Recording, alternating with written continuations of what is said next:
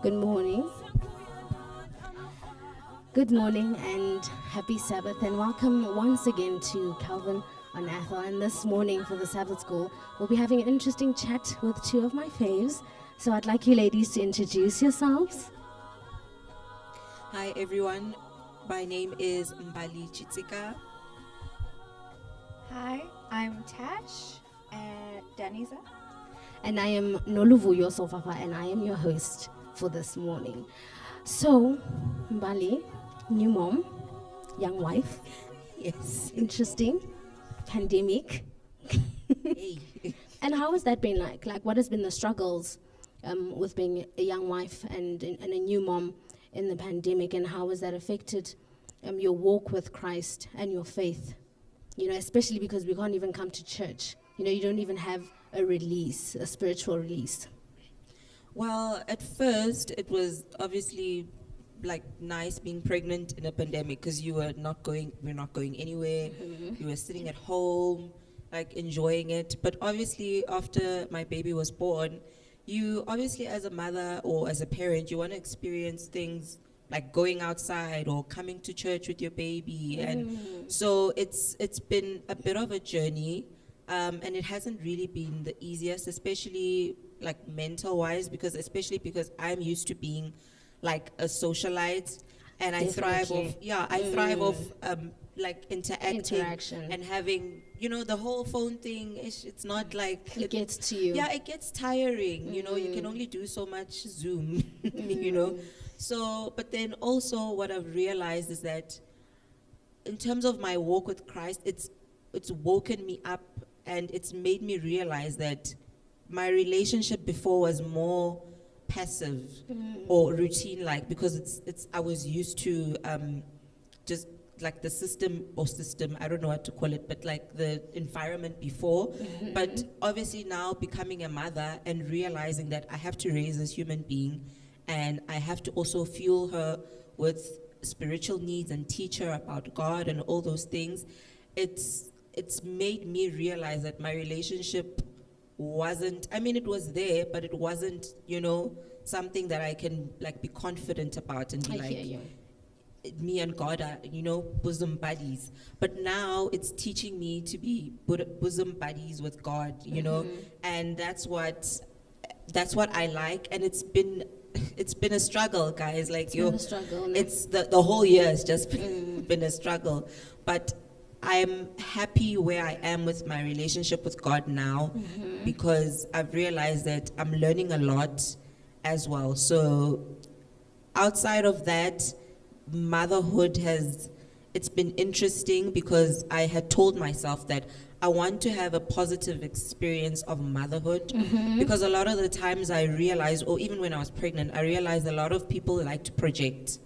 So they like to be like, yo, you know, being a mother is tough. I get it, it's tough, but it almost takes away from the beauty of being a mother, because people like to fill it with like negative things, like, yo, no, you won't sleep. No, the baby is like, you know, the attention. But isn't that like things that have only just popped out now? Because to be very honest with you, I grew up thinking that I want kids. I don't know about you, Tash. I grew up thinking I want like 4 kids. I want 3. I wanted like 4 kids, and I thought I'm gonna have this little village, right? Same. And then, you know, because, you know, even media and the TV and people at church, home, I felt like they weren't being truly honest about what being a parent and being a mother is. So I think for the longest of time, I've had a very positive outlook towards being pregnant and being a mother or being a wife. Look, And then I grew up, and then I'm like, yo. That's the thing when you grow up, because I also was like, no, I want like as many kids as I can afford, and I want, you know, the whole 9 yards. But then when you have a kid or when you fall pregnant, you realize that people and their energy sometimes, and I don't think people say it to be malicious, because obviously it's their experience. But obviously what's coming off is you don't know what you're getting yourself into, you know, and that's the energy that people give off, and it's almost like Yeah, I get it, because I think moms are very brave. I think I'm low-key scared of children. I think moms are very brave. But, you know, it is what it is. But, so your experience has been good. so far, so good. Like, it's been amazing. I'm enjoying it so much. Okay, and Tash? I have a question. Okay. Right. So we both, all three of us agree that at some point we were like, pregnancy is the way to go. Village is the way to go. Especially because I think I'd make such a very cute pregnant lady. I'm just like, because I'm little. Yes. Imagine we're like this whole, Exactly. But what happened, like a genuine fear that I have, right, is what happens when you've always wanted to be a mother, right? I feel like, I don't want to say it's like my purpose in life, right? But you know when you just have this strong feeling that you're just meant to nurture and you want to have these kids and it's part of your plan, right? What happens if then you find out, like, okay, I'm only 23, right? Okay, sure, some people had kids at this age. But what if now when I'm 26 and I go to a fertility clinic, I'm like, listen, I'm ready to have kids. And they tell me you can't have kids. Or they're like, and I'm not even talking IVF, we can help you have a kid. I mean, they're like, girl, you don't even have a womb. You can't have kids. And then what happens when you've always had this feeling, you've always wanted to have these kids, you're told you can't have these kids. I guess it's a two-part question. What happens with your relationship with God? Because it's like, you gave me this feeling. I was born with this innate nurturing. What was it for? And then the second question is, am I capable of loving a child that is not mine as my own? Because it's like, you're meant to be a mom, so there's the option of adoption. But will you be able, you have all these images of like pregnancy and you're gonna fall in love when the baby's like in moving and then you give birth and it's this love that everyone talks about that you've never felt before. Can that love exist when you go and you do, I don't know, the surrogacy route, or even if it's not surrogacy, the adoption route, you go to the birth mother and you look at this kid, do you get that same feeling? I hear you, and I like your second question because I was about to say that even if you can't have your own children, I think nurturing isn't, it's not narrowed to being able to being able to give birth and then just nurturing your own kids. But there's so many other avenues. But perhaps your spirit to nurture sometimes perhaps it's not for kids. There's always the elderly, even our peers, they need nurturing. So I think there's different ways, although I think it would be difficult because I believe it's very difficult when you have imagined something. When you want to wear an outfit and you're going somewhere and you've planned it to the T, and then things start falling apart. Yeah, and you get hurt because you're like, no, it was supposed to be this way, and now it's not this way, and you have to adjust. And I think that adjustment is very big, and it's very painful, especially in terms of women who really want children and who cannot have any children. But I think it's just about sitting back, taking a step back and reevaluating your life and perhaps your relationship and your walk with God and saying, you know what, you gave me this feeling and, here I am and now I can't be able to do what I thought I wanted to do, and those are things that happen. And unfortunately, it's all grouped up in God's plan for your life. Unfortunately. I was going to say that I think because you're asking the question in terms of what happens, I think it's good to mentally prepare yourself. Because like with me, when my husband and I decided, okay, we want to have kids, we spoke about the fact that what happens if that desire is not met and if there's a struggle that comes along with having kids, how are we going to deal with it? Would we adopt? And from our end, we were like, we don't know if we can do, we don't know if we can do the adoption thing. But it's like you have to, I think also just being open to whatever happens and you just have to, I don't know, I don't want to say like give a proper route, but I think just prepare yourself for not receiving if that makes sense. Yeah, and I guess that happens a lot with a lot of things in life because I think we see things and we want them, but unfortunately maybe they aren't part of God's plan for our lives, So then what's the point?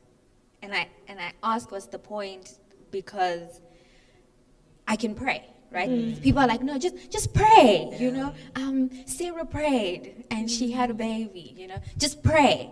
Okay, so when I was 16, I wanted to have a kid, but I didn't pray for one. So, okay, fine. I'm 23. I'm not praying that when I'm ready and I'm married and my husband and I are ready, God, please give me kids, right? Or God, please give me a good husband. Also, the assumption that you're going to get married. You know, that is an assumption. or just pray. You're praying that you find someone who loves you and you can build a home with.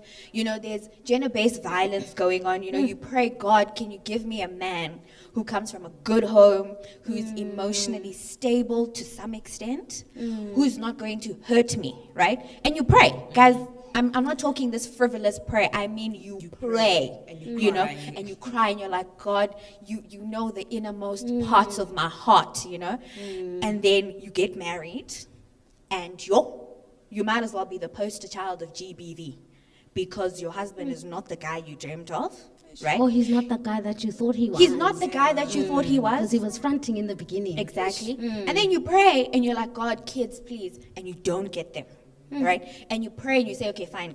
God, no kids, terrible husband. Can I at least just have a good life? You know, whatever your measure of good life is. And you don't get it because it's not part of God's plan.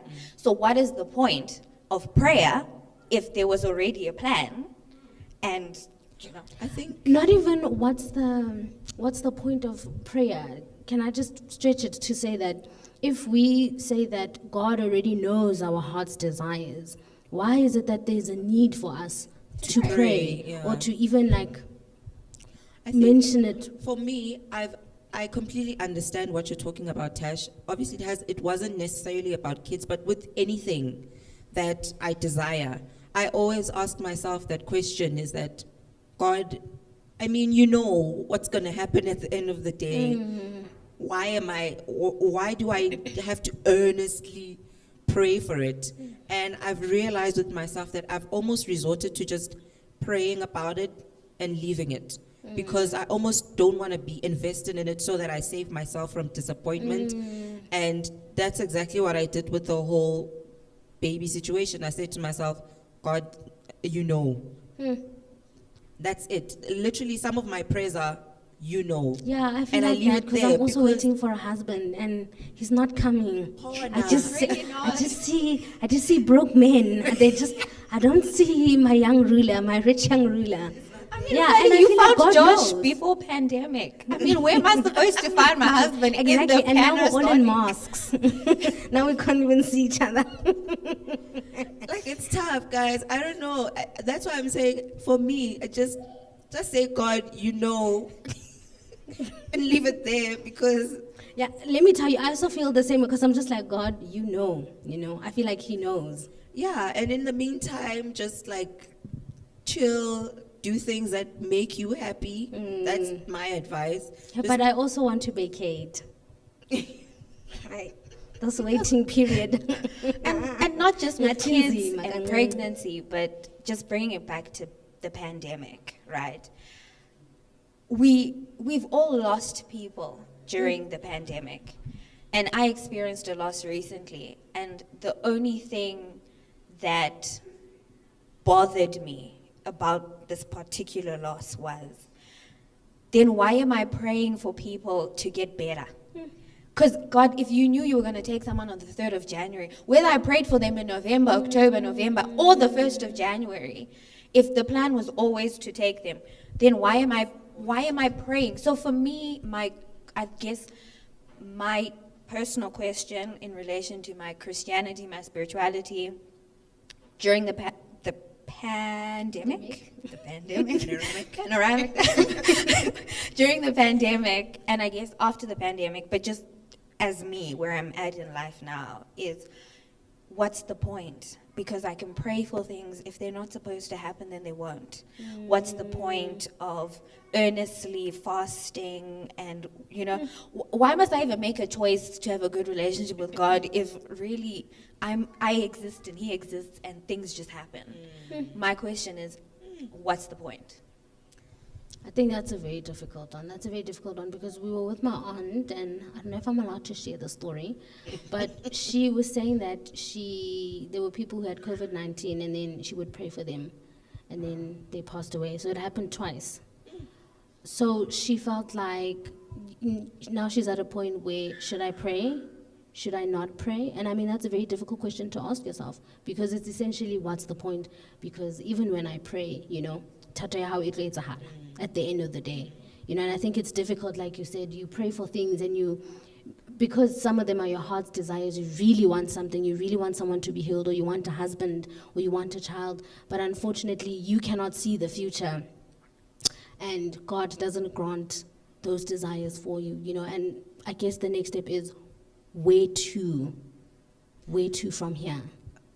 Can I just take us back a bit? Because, as you're talking, I'm thinking about the verse, you have not because you ask not. And now it's almost as if, so are we not asking correctly? Are we not asking in faith? Are we not asking fervently? Because we can see what's happening around us. We can see that women are not able to have kids, or people are dying. Is that clouding the way that we pray, the manner that we pray in? So it's very tough, and I feel like there's a lot of people that are probably in the same space as us, thinking the same thing of, God, what's the point, But the one thing that I think I like from us is the fact that we still believe that God is still there, even though we don't understand it, and it probably doesn't make sense, but we still understand that there's God. And I feel like that's a good starting point, although we may not know the way forward, but at least Guti, there's someone who's, there. That's, I don't know, but yeah, that's my thought. I hear you. It is difficult, but I like to agree with Mbali to say that God is still there. We may not understand why he allows certain things to happen, but I believe he's still there. And, with everything that's happening, I'd like to believe we're in a very tough season. Ecclesiastes 3 verse 1 says, for everything there is a time and a season for every activity under the heavens. So, I believe we're in a very tough time. And just because we're in a pandemic doesn't mean matata fela, We still have problems outside of the pandemic. And it's so tough to reconciliate, because I feel like sometimes, like now, I really want to come to church, but I can't come to church, There's no worship band, no pastors, no pews, plenty of them, and I don't want to sit in Bali's there. I want to sit in Bali's here. But, even with that, God is still there, and he's still present, and he's loving, and even in the things that we go through, we must never forget that he's merciful, and he's very kind, and with all that is happening, there's so much more that God is protecting us from that we don't even know, So I think that's the gist of it. And then, sorry, just to share, the one thing as you're talking that I've been also struggling with this week is that obviously with everything that's happening, there's a lot of things that are happening in the world. And it's almost like I have to remind myself that God cares. Even if it's the fact that the smallest thing, that I lost my key and I can't find it or whatever, who's this, Jackie Hill Perry? She was talking about the same thing, and that's what made me realize. She was like, I lost an earpod and I prayed to God to find it. And that made me realize that, you know what, God cares. Even if I feel like it's stupid, the smallest things, like you're saying, outside of the pandemic, there's a whole lot of other things that we're going through, and he still cares. The smallest thing, I can't find my shoelace, I don't know what the smallest thing can be. God, I don't know, I really want McDonald's, but I can't afford it this month. He still cares, like I'm just trying to get it next month. Yes, I'm still trying to make the point that whatever it is, the smallest thing, he still cares. And I think sometimes as humans, we make the mistake of, we don't necessarily, we know it that he cares, but it's almost as if we don't talk to him about that I want McDonald's and I can't afford McDonald's, and that sort of makes our relationship detached from where he wants it to be, I think my I guess my final point, my closing, is is I was just listening and just reflecting on, other times I've had this conversation with myself and others, is I think you need to be specific in your prayers. Like, I think when you're specific, it really helps. I remember when I experienced this loss, I cried and I phoned my friend and I was like, and she goes, but he answered your prayer. He really did. You lost this person, but he answered your prayer, because he said, at any point in time, did you ever say, God, can they live? Can they get out of hospital and live? I said, no. She said, no, Tash, you only ever said, God, can they get better? That's all you said. You said, God, can this specific person get better? And she said, before they died, didn't they get better? I said, yeah, they did. And she said, okay, so you were specific, you said get better, and the person got better. So I don't know why you're so upset, And I guess even with this whole motherhood, you can pray to have a child, right? And maybe you won't have one naturally, but in your prayer, be specific and say, God, can you soften my heart and give me the ability to love a child that is not my own as my own? Or even when God, I guess you think you prayed for a husband that was good, and then you married him. Are you sure that that's the one God sent your way? Or that's the one that you thought he sent your way, and you were like, sharp, he meets 10 of the 11 criteria and you married him. No, God actually had 11 out of 11 for you, but you thought he gave you 10 out of 11. So I guess in as much as we want to be upset that we're losing our loved ones, we want to be upset that we don't get the husbands of our dreams. I mean, some of us are lucky. Some of us are not. Some not. You pray that you have kids at a specific point in time. I guess it's about being specific in your prayer so that when it happens, you know what to do with it. Because you can ask, God, can my loved one get out of ICU and come home? Do you have the ability to look after someone who is in a vegetable state for the next 10 years of your life? Do you have it within you? So when you ask for prayers, be specific and know that things will come your way, but are you ready for the things that you are asking for? That's, I guess, so in as much as the panoramic hurts and, it sucks and the things that are difficult, I mean, even asking for McDonald's, right? It's 50 rand, I think, for a Big Mac meal. And it can also come cold. If God gives you that 100 rand, do you have the self-control to only buy one meal and not two? So I guess it's about being specific in our prayers, like being to the T. And when the things that we ask for we get, are we okay with accepting them? And if we don't get them, I guess we just need to be adults about it and understand why you didn't get what you asked for. Yeah, and you know what? When you talk about that, it makes me realize, because, lately I've been in a place where I'm just like, if I'm not supposed to get married, make me okay with it. Because I think that's what I want. But if I'm not supposed to, make me okay. And I think it's something that a whole lot more women are also struggling with, to say that there are things that we want, but we're not getting them. And it's very important that we ask God to say that, should they not come, or should they come in ways that we didn't think, the box is not pink with a bow on top. What should I do now? Or if I don't get the package at all, what should I do now? And that's the biggest question. Yeah. Okay. Anything else from you ladies? No, I think I've said what I need to say. And you, Tash? For now, I'm enough. For now, you're enough. To all our viewers at home, thank you so much for peeping into our conversation. It's been very lovely having Mbali. And Tash, thank you so much for coming. And if you guys want us, just comment down below and say, we want Tash, Buyo, and Mbali back, and we'll be back on your screens. We hope you have a beautiful and blessed Sabbath from me and my team. Bye.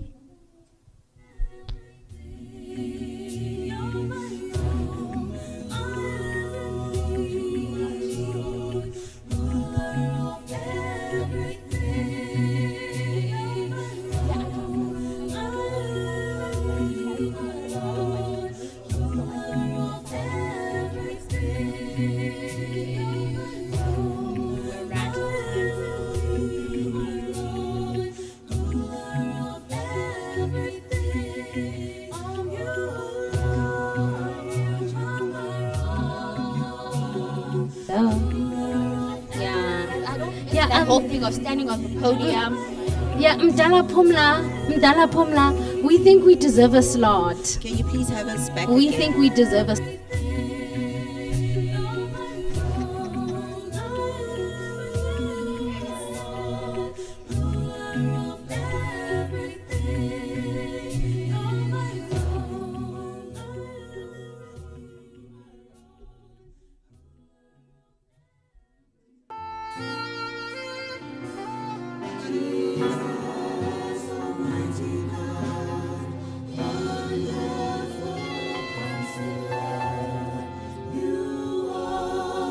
Prince of Peace, Almighty.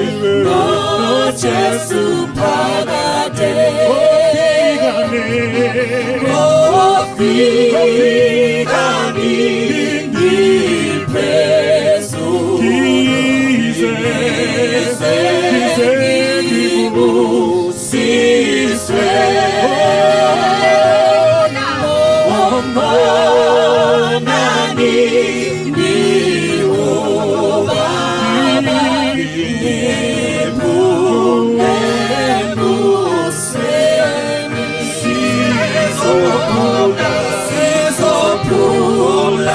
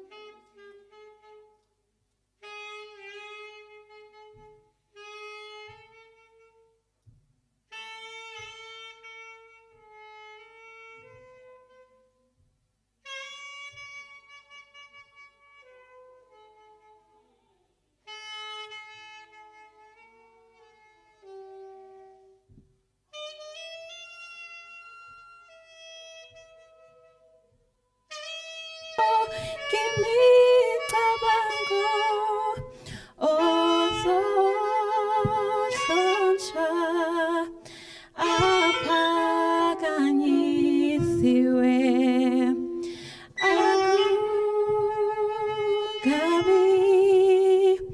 imikodwa ngoKristu ozothoko sisawusizini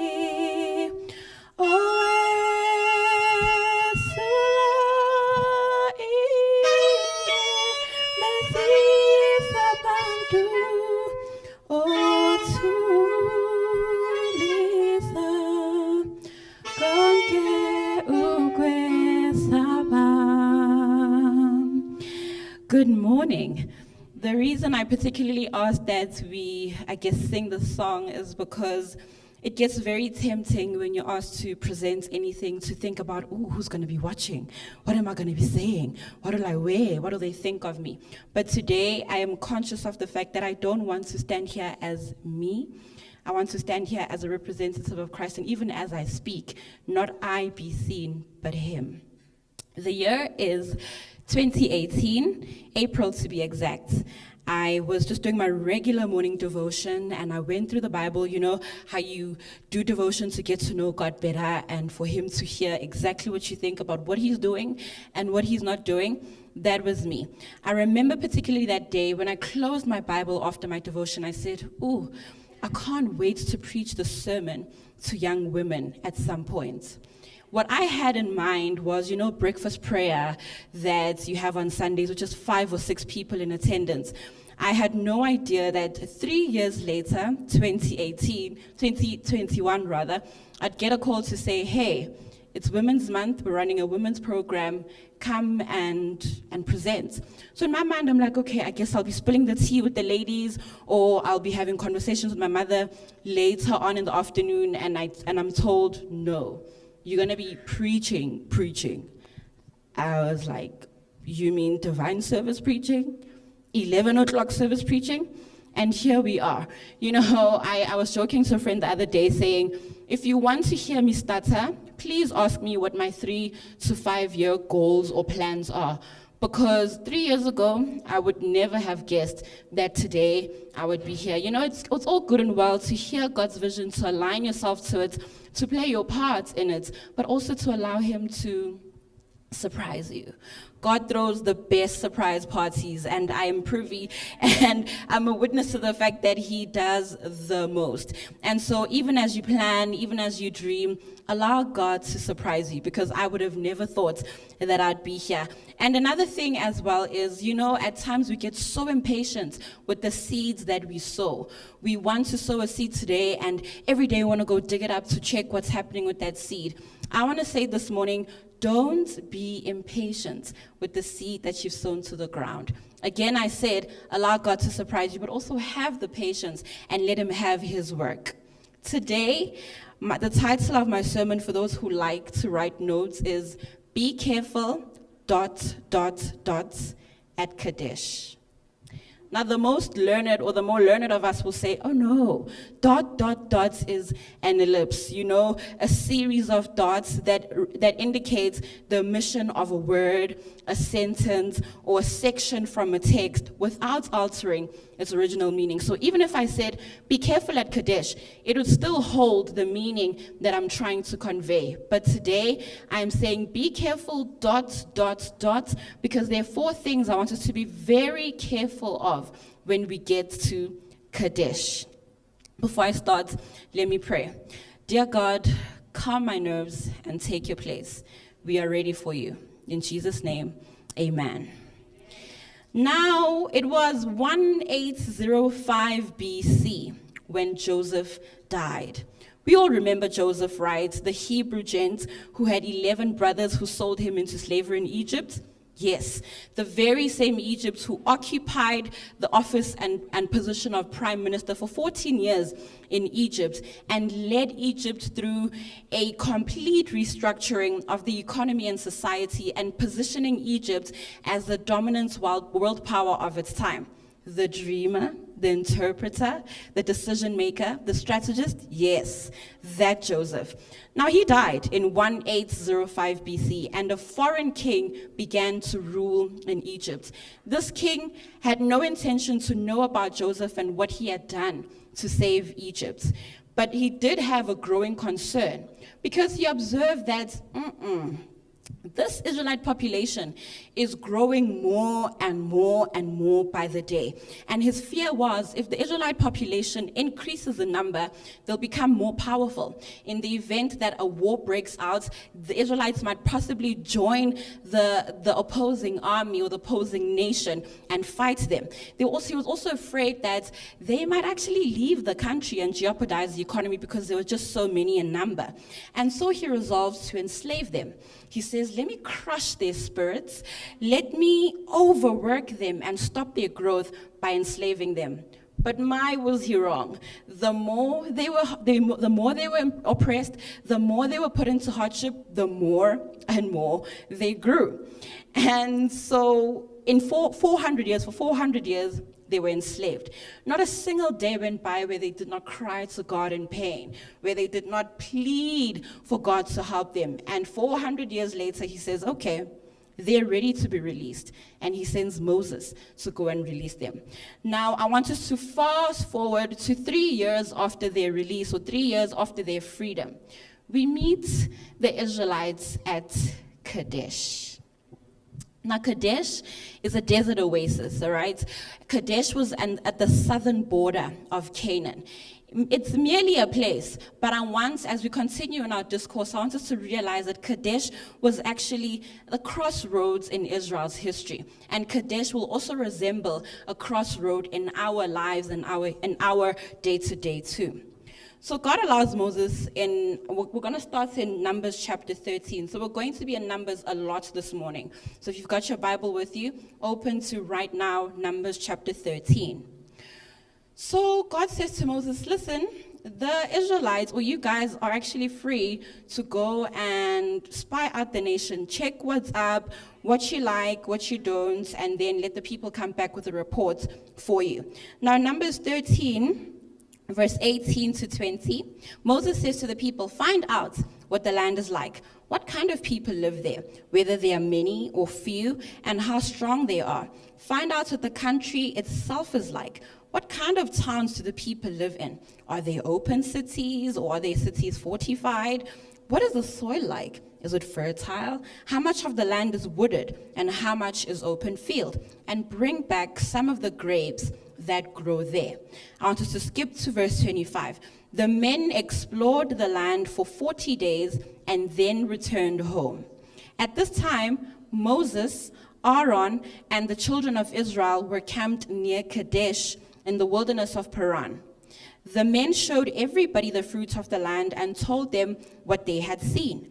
They said to Moses, well, we explored the land as you told us to, and it's truly a land that is rich and fertile, a land with an abundance of fruit. The only problem is that the people who live there are giants. They are a powerful people, and their cities are large and protected with high walls. They are the descendants of Anak. And then in verse 30, I don't want to read verse 30, yes. In verse 30, they say, this report scared the children of Israel, and they started complaining and criticizing Moses for taking them out of Egypt. Stop the lorry. These people who for 400 years were enslaved, crying to God, pleading for rescue, are now saying to Moses, dude, why didn't you just leave us in Egypt? Let's remember what was happening in Egypt, right? They had ruthless taskmasters and slave drivers and super specialists at making their lives miserable. They worked long hours in mud pits. The economy was literally built on their backs. They were forced into hard labor, mistreated. And these very same people are saying, dude, why did you bring us out? Let's read verse 31 to 33, actually. But the other 10 men said, no, we can't take the land.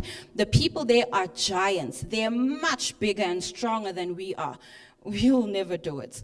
Then the 10 went among the people and frightened them even more with greatly exaggerated stories, saying, look, we're telling the truth. The land can't produce enough food to feed the people who are in there now. So what would happen if we went there? Besides, the place is full of giants. We'll never defeat them.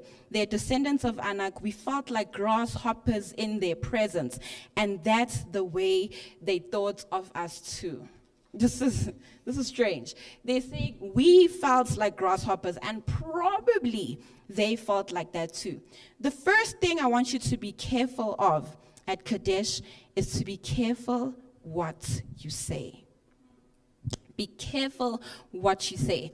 These Israelites are the same people who for 3 years witnessed, well, not in the beginning of the 3 years, but when they were still in Egypt, they witnessed God sending plagues to the Egyptian camp so that he can free them. They witnessed when they got to the border or to the bank of the Red Sea, the angel of God, which was there in a cloud form, moved from before them to behind them in order to give them lights as they progressed and to bring darkness to the Egyptians so they wouldn't travel in the night. So these are the same people who saw God progress them and stop the Egyptians. This is the same people who saw the Red Sea parting. The very same people who God walked with as a pillar of cloud by day and a pillar of fire by night. These people got manna from heaven every single day. They saw water coming out of a rock, and now they say, no. We can't do this. We can't get in there when God has specifically told them to get the land because it was theirs for the taking.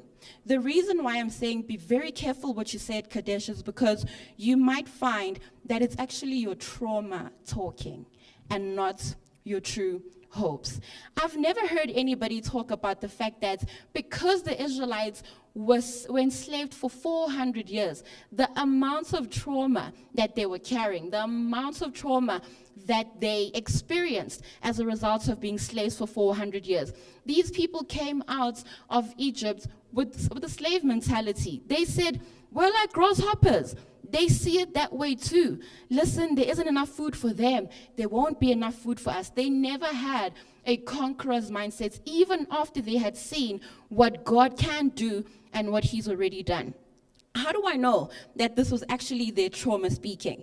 Numbers 14, verse 1-4. The people believed the exaggerated reports of the 10 and cried loudly all night about the misfortune for having left Egypt. The next morning, they went to see Moses and Aaron, accusing them of deception. They said, would to God that we had stayed in Egypt and died there, instead of coming all this way only to be killed by the Canaanites. It's even better to die and be buried out here in the wilderness than to be captured and mistreated by giants. Listen to this, to be captured. They were captured, to be mistreated. This is what they know. Why did the Lord do this to us? Why did he tell us that he would give us the land of Canaan and then bring us all the way out here to be killed? If we fight these people, there's no way we can win. They probably tried to fight in Egypt, but they didn't win. This is their trauma speaking. They'll take our wives and children from us and make them their playthings. This is probably something else they saw while they were slaves. The best thing to do is to head back to Egypt. Let's go. Let's choose another leader, one who will take us back home. Home? How was Egypt their home? What are we waiting for? You know, we make a home of the places that mistreat us, of the people that mistreat us. When God is presenting an opportunity for us to be free, to have an abundance of land, an abundance of all the things we really want, we say, no. Home to me feels like what I did not want back then. But the thought of progressing, the thought of hoping again, the thought of believing you, Lord, it's just too much. I mean, we've got our own traumas. Some of us have been abandoned by our own fathers, had our heart broken. And we then tend to think, men walk away. This is what they do. They don't stay. Men are trash. When God wants to send people who are really from him, we're like, no, I'm not trying to commit. I'm just trying to, catch vibes. This is what we do. When we're at work, we say, oh no, corporate is male and pale. There's no way a black girl like me will make it up the ranks. This is our trauma speaking. We want to progress, but take me back home. Home where I really don't want to be, but it's better than to hope. It's better than to believe. We try entrepreneurial ventures and they fail, and we're like, I'm not cut out for this. In fact, what did I think I was doing? Me? What do I know? What can I do? You have the opportunity as a 27-year-old girl from Soweto to preach at Calvin and Ethel, and you're like, no, I've never been to anybody's Solusi or anybody's Heidelberg. What do I know? I don't have a degree. When God presents an opportunity unto us, home is the very place we wanted to escape. Do you know what will happen? The very thing we are afraid of is exactly what will happen. How do you know, Bumi? It's because when you read Numbers 14, verse 28, 30, 34, and 36, this is what God says. So tell them that I will give them the very things they requested. They will die in the desert, just as they wanted to, instead of going on to the land of Canaan. Oh, this hurts me. Verse 30, not one of them will enter the land of Canaan, which I promised to give them when I spoke to their forefathers. They will suffer the consequences of their sins for 40 years. 1 year for each day the men explored the land, so they will know what it's like to be without my favor. Oh Lord. And verse 36, then the man whom Moses sent to explore the land, who had given an exaggerated report of what they had seen and heard, made the people afraid to obey, was struck with the plague and died. They died from the hand of the Lord because of the report that they had given to the people. Not only is it dangerous that we say things to ourselves and about ourselves at Kadesh, but we must be very careful what we say, because we might bring others down with us. People who trust what we say, people who believe the words that we say, people who depend and rely on us when we say, ucabangani, why do you want to do that? They will never believe God. The very thing we're afraid of, that's the very thing that will happen if we are not careful what we say at Kadesh. We extend our period of wandering and not knowing what to do when we don't want to listen to God and take him at his word. You find people who approach you and you're just like, Lord, these people aren't serious. How? I need you when you said you want vibes. Now what is this? Lord, nobody is inviting me to speak anyway. How? Kaloku wena uthe, you don't have a degree. All these things that we say, we really need to be careful, because we'll get exactly what we request. Number 2, be careful what you believe at Kadesh. Be careful what you believe at Kadesh. Back to Numbers 13, verse 30, the latter part of verse 30 says, then Caleb and Joshua called for silence and said to the people, let's not be afraid to go up and take the land. Look at what God can do. Look at what he's already done. With his help, we can do it. You know what I've come to learn as I'm growing up is that faith and fear are actually the opposite sides of the same coin. Because listen, 12 of these people went to survey the same land. They spent the same number of days. They had the same experience in the wilderness with God for the past 3 years. But 2 of them say, look at what God has done. He can do it again. And 10 of them say, did you see those giants? We are no match. It's interesting that faith and fear are 2 sides of the same coin. How's about we flip the script? Instead of saying, oh no, men are trash, can't trust those people, they'll just disappoint you, to say, okay, there are men who have acted very trashly, but not all men are trash. And when the time is right, God will present the exact person that I need. Instead of saying, oh, corporate is male and pale, a girl like me can never make it. Instead to say, I see other black people, black women progressing in corporate. If it can happen for them, It can happen for me too. You know, instead of saying, oh, I've tried and failed at this entrepreneurship thing, we should rather ask, what am I missing? What haven't I done? What don't I know? And when I get to know that, possibly I can succeed too, because other people are killing it in the entrepreneurial space. And instead of saying, I don't have a degree, I'm not a pastor, to say, Lord, here am I, send me. You see, same facts, but just a different perspective, a different attitude, and a different resolve. Again, let's go to Numbers 14, verse 24. God says, but because my servants Caleb and Joshua have a different spirit and believe what I say. Remember, be careful what you believe at Kadesh. Believe what I say. I will bring them into the very land they explored. Their descendants will inherit the valleys of the Amalekites and Canaanites, of which the people were so afraid. And because God is true to his word, turn with me to Joshua chapter 1. Verse 5 to 9, you actually learn that God says to Joshua, no one will be able to stand up against you in battle all the days of your life. As I was with Moses, so I will be with you. I will never fail or forsake you. Be strong and courageous, because I will be right beside you. Now is the time to lead the children of Israel into the land that I promised to give them. Be strong and courageous. Listen to me and keep my commandments and laws that Moses gave you. Don't turn to the left or to the right, and I will help you to succeed in whatever you do. Don't forget to read and meditate on the book of the law that Moses wrote. Keep reading it morning and night so you don't forget what I want you to do. I will keep your eyes on me. If you keep your eyes on me and desire me with all your heart, I will be right beside you and will bless you with success. What have I told you to do? I have told you to be strong and full of courage. Don't be afraid.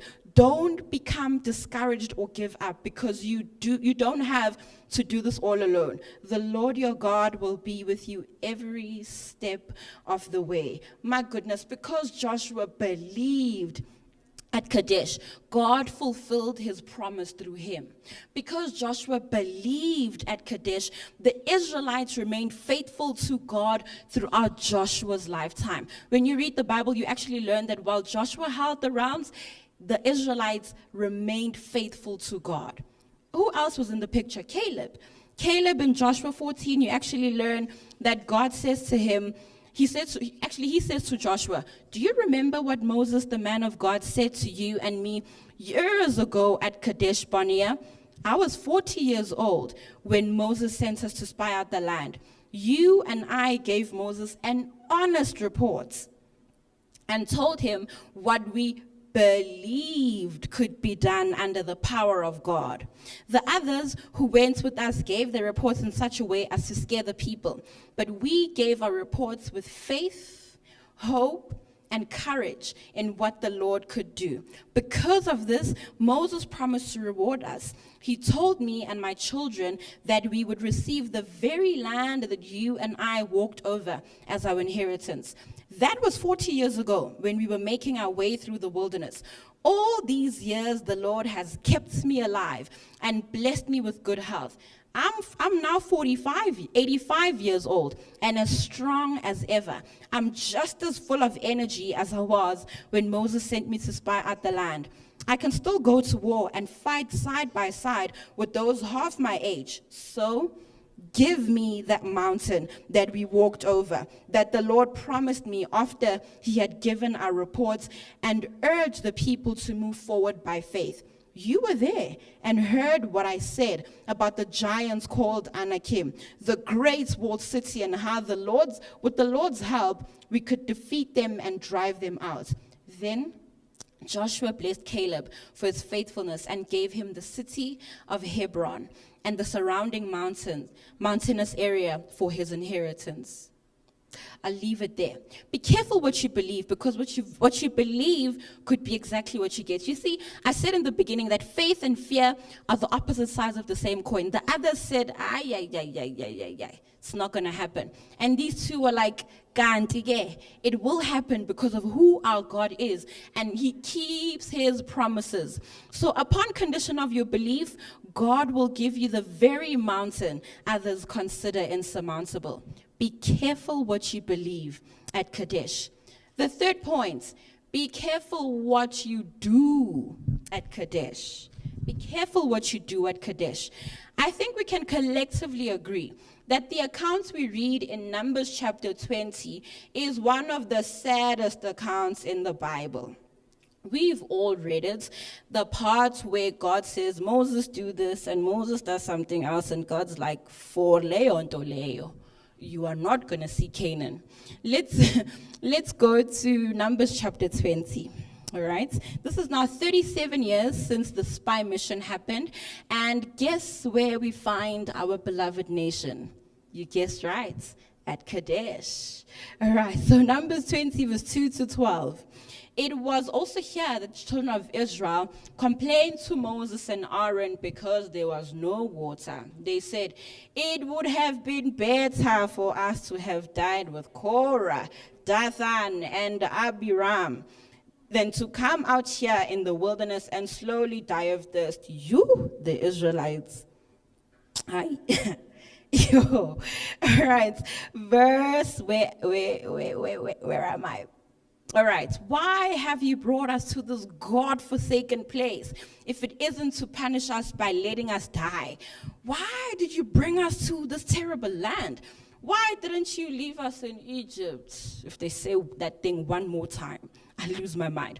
Not only does this wilderness have no figs, grapes, or pomegranates, it doesn't even have water to drink. Oh, when Moses and Aaron heard this, they went to the sanctuary, fell on their knees and bowed face down in prayer. Then the dazzling lights of the presence of the Lord appeared. The Lord said to Moses, get up, take the shepherd's rod, and gather the people in front of the big rock over which the Lord's cloud will hover. Then just speak to the rock, and I will give you water. You have more than enough for the people and for their animals. Moses got up from his knees, went into the most holy place, took the shepherd's rod that he kept there, and went out to the rock as the Lord had told him to do. He and Aaron called the people together at the big rock outside the camp where the Lord's cloud hovered. Moses said to them, listen, you rebels. Oh, Moses. Do we have to bring water out of this rock to prove to you that the Lord is with us?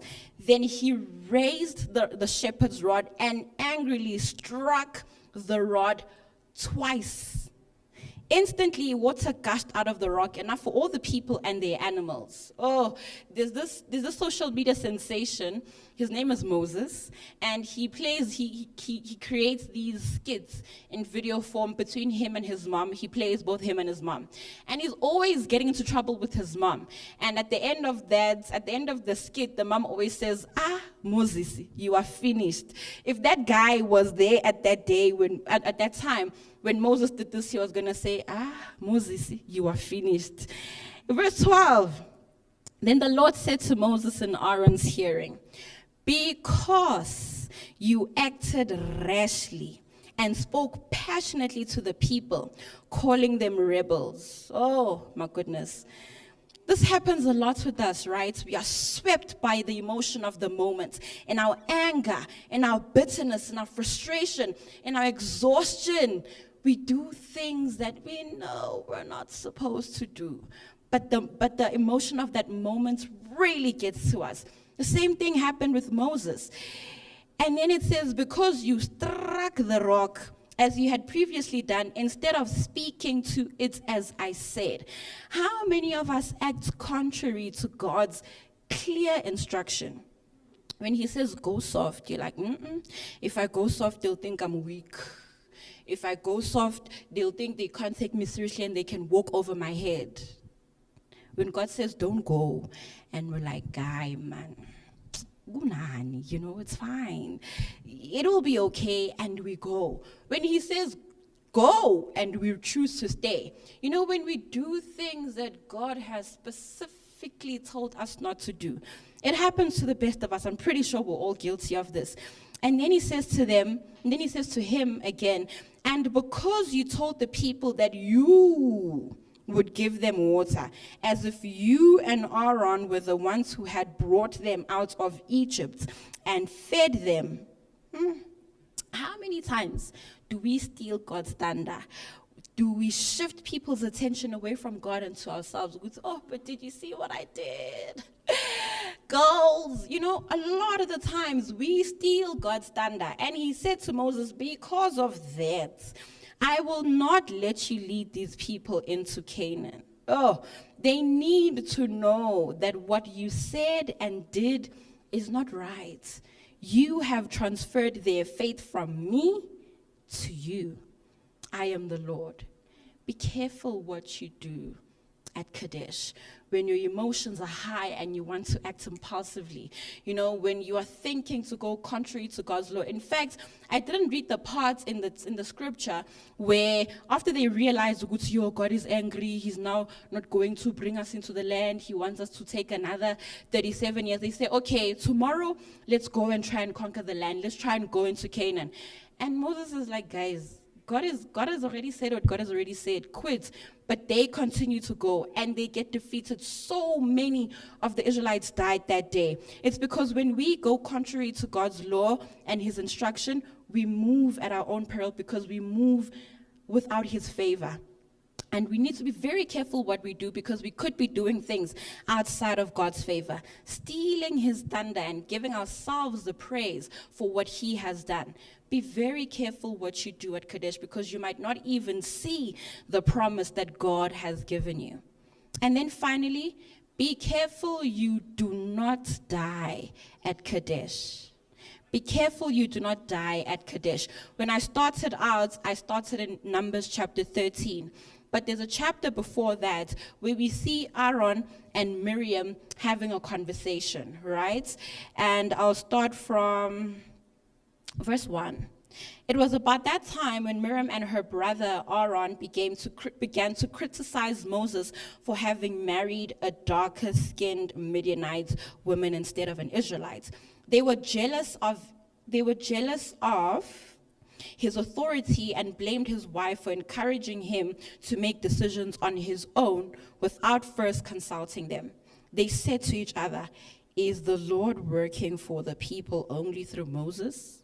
Hasn't the Lord used also us? Hasn't he also given us prophetic and priestly gifts?" And the Lord heard all of this. I want to skip to verse 6. Then the Lord said to the two of them, "Listen to me. When I choose someone to be a prophet, I reveal myself to him in visions and speak to him in dreams. But my servant Moses is different. I have put him in charge of all the people, and he has faithfully done what I have told him to do. I don't speak to him in visions and dreams that people can question, but talk with him plainly as two men face each other to talk together. I've allowed him to see only my back and protect him so he wouldn't die when he saw me. On what basis then do you have a right to be jealous and feel neglected because there were times he didn't consult you before doing what I asked him to do? Why would you blame his wife? And here, the things that would make us die at Kadesh is 1, openly opposing God's modus operandi. You know, how he does things, who he chooses to do them through, when he chooses to do them. When we want to start taking the place of God and want to question him on the things he does, that is very dangerous for us. Am I saying that you shouldn't be confused and ask God to make clear the things that he does? Sure. Ask him from a humble place, wanting to know, not from a place of opposing his authority and opposing his rule. What Miriam and Aaron didn't realize they were doing is in opposing Moses, they were actually opposing God. Because God says, I have told him to do these things. On what basis do you have the right to even question that? Number 2, jealousy. We will die at Kadesh for our jealousy. You know what jealousy does to us? It blinds us to the position we actually occupy. Miriam is the same young lady who, when Pharaoh's daughter saw Moses and wanted to take him, Miriam thought quickly on her feet and thought quickly under pressure and said, hey, do you want somebody to look after the child? And then she referred Moses' mother to Pharaoh's daughter. This is the same Miriam who would not stop being Moses' sister because Moses was now married. You know, when we are jealous, we blind ourselves to the position we actually occupy. She didn't realize that she was actually a prophetess, a songwriter, an able leader, but because of her jealousy, all of that went away. And one thing that God was so angry at Miriam for was because she was misusing her influence. You know, in Exodus 15, we learned that after they crossed the Red Sea, Miriam broke out in song with her timbrel, and the other women joined her. This is a person with influence. This is somebody that God spoke to. This is somebody who was an able leader, but suddenly, because Moses is getting the shine at this moment, she's like, I don't know about this Moses guy, and I don't even know about his God. You know, one thing that God was angry about is that, listen, you know you've got influence. Now you want to use this influence for bad. She then started these seditious whisperings and instigating chaos with her brother. And God said, for that reason, when Miriam, you and your brother, you are going to die here in Kadesh and be buried here in Kadesh. I don't want that to be you. I don't want God to take you through journeys and experiences. And when it's time to make decisions, when you're at the crossroad of your life, you say things you don't mean. You allow your fear to dictate your future instead of stepping in faith and saying, Lord, it doesn't look possible. It doesn't look like it'll happen. But because you say it, I will believe it. I don't want you to get to Kadesh and do things you will regret out of impulse, out of anger, and for whatever reason. I don't want that to be you. I don't want you to get to Kadesh and never even make it to the promised land. I don't want you to die at Kadesh. Say the right things. Do the right things. Believe the right things, and don't die at Kadesh. Make it to the promised land, because that is what God has for you. Let's close our eyes and pray. Dear God in heaven, we don't want to die at Kadesh. We don't want to say things we don't mean at Kadesh. We don't want our trauma to blind us from the things that you have promised us. We don't want to do the wrong things at Kadesh. Strike rocks that you said we need to speak to. You know, do things that we know you don't want us to do. Dear God, we don't want to be punished at Kadesh and die there. We want to make it to the promised land. You have so many promises that you've made regarding our health, regarding our money, regarding our professional lives, our personal lives, our relationships, our spiritual lives. We've got so many promises, dear God, that we can access only if we believe, only if we go at your word. We don't want to die without having realized those things. We don't want to extend our period of wandering because we don't believe what you say. Help us, dear God, that every time we come to the crossroads of our lives, every time we come to the Kadesh of our lives, we may make the right decision. Canaan is ours for the taking, but we'll only get there if we believe in you. So give us belief, dear God. Help our unbelief. And from today onwards, also make us very conscious of when we react and the things we say and the things we do. Help us to realize our Kadesh moments, that we don't live to regret the things that we say and do after that. We love you, dear God, and thank you for this message. In your wonderful name I pray. Amen.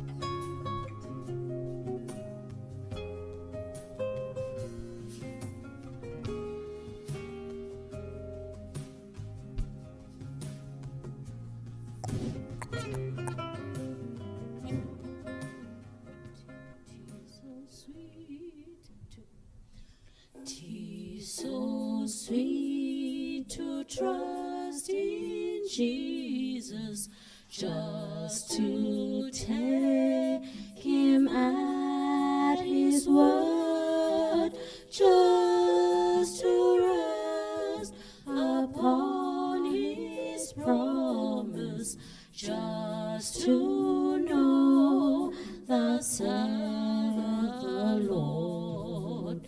Jesus, Jesus, how I trust him, how I've proved him o'er and o'er. Jesus, Jesus, precious Jesus, all for grace to trust him more. I'm so glad I learned to trust thee, precious Jesus, Savior, friend, and I know that thou art with me, will be with me till the end. Jesus, Jesus, how I trust him, how I prove him o'er and o'er. Jesus, Jesus, precious Jesus, all for grace to trust him more. All for grace to trust him more.